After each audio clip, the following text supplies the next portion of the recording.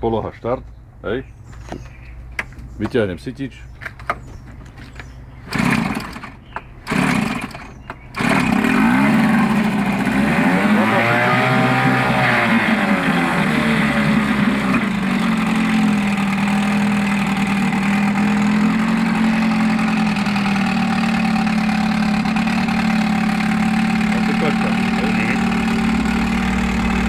Necháš chvíľu zohriať.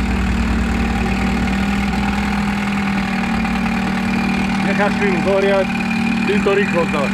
Rýchlosť dávaj iba na voľnobeh. Vieš? Nemôžeš dávať teraz.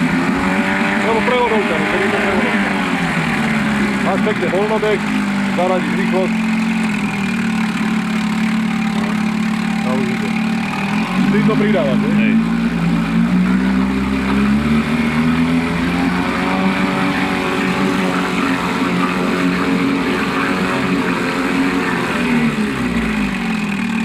Alebo klepkáš na voľnobeh, ideš si len tak na odklepy.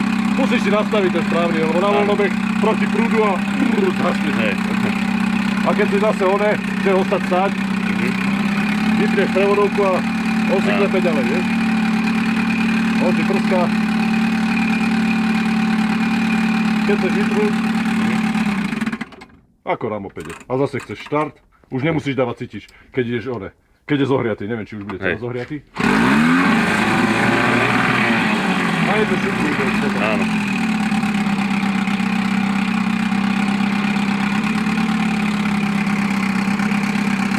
Si vyskúšaj, čo potrebuješ.